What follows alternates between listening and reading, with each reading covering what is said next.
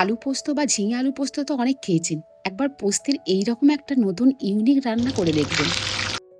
বাইরেটা যেমন ক্রিস্পি, ভেতরটা তেমনই আবার নরম। কদিন আগে এই গাছটা লাগিয়েছিলাম, এত বড় হয়নি যে তরকারি খাওয়া যাবে, তবে কটা পাতা তুলেনি। মিষ্টি কুমড়োর পাতায় মোড়া পোস্তের বড়া দারুণ লাগে খেতে। পোস্তটাকে শুকনো গুঁড়িয়ে নিয়ে অল্প জল দিয়ে এরকম থকথকে একটা পেস্ট বানিয়ে নিয়েছিলাম। আর এই রান্নাটাতে লাগবে একটা ছোট টমেটো, ছোট আলু, কয়েকটা কাঁচা লঙ্কা, আর গাছ থেকে তুলে আনা কুমড়োর পাতা তো আছেই। পোস্তটাতে অল্প একটু নুন দিয়ে একটু মিশিয়ে নেবো। আলুটাকে যেমন ঝুরঝুরে আলু ভাজা হয় ঠিক সেরকম ভাবে কুচিয়ে নিয়েছিলাম, আর কাঁচা লঙ্কা টমেটোকেও ছোট ছোট করে টুকরো করে নিয়েছিলাম। এবার কুমড়ো পাতার মধ্যে 1.5 চামচ মতন পোস্ত বাটা দিয়ে মাঝখানটা গোল করে নিয়ে এর মধ্যে গ্রেট করা আলু, কাঁচা লঙ্কা, কুচনো টমেটো আর 1 চামচ মতন সর্ষে তেল দিয়ে পাতাটাকে ঠিক এইভাবে মুড়ে নেবো। বাড়িতে কলা পাতার ভেতরে ম্যারিনেশন করা মাছ দিয়ে যেমন পাতুরি বানানো হয় ঠিক সেই রকম। তবে এখানে একটুখানি ভালো করে একটুখানি খেয়াল রাখতে হবে, পোস্তটা বাটা তো, যাতে না পাতার ফাঁক দিয়ে বেরিয়ে যায়। শিলে বাটলে একদম অল্প জল দিয়ে, আর আমি তো মিক্সিতে বেটেছি, প্রথমে গুঁড়িয়ে নিয়েছিলাম, তারপর অল্প অল্প জল দিয়ে এই পেস্টটা বানিয়ে নিয়েছিলাম। দুটো বানানো হয়ে গেছে আর দুটো বাকি।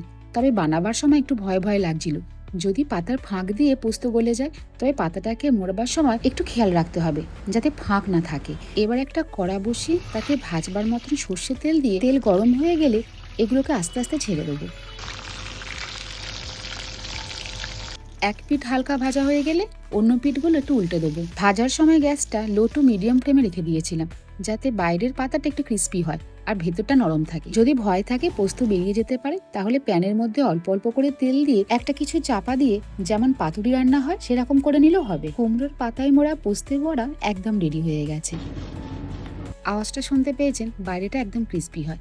যখন একঘেয়ে আলু পোস্ত খেতে আর ভালো লাগবে না, তখন বাড়িতে এইরকম কুমড়ো পাতায় মোড়া পোস্তর বড়া ট্রাই করতে পারেন। গরম ভাতের সাথে দারুণ লাগবে খেতে।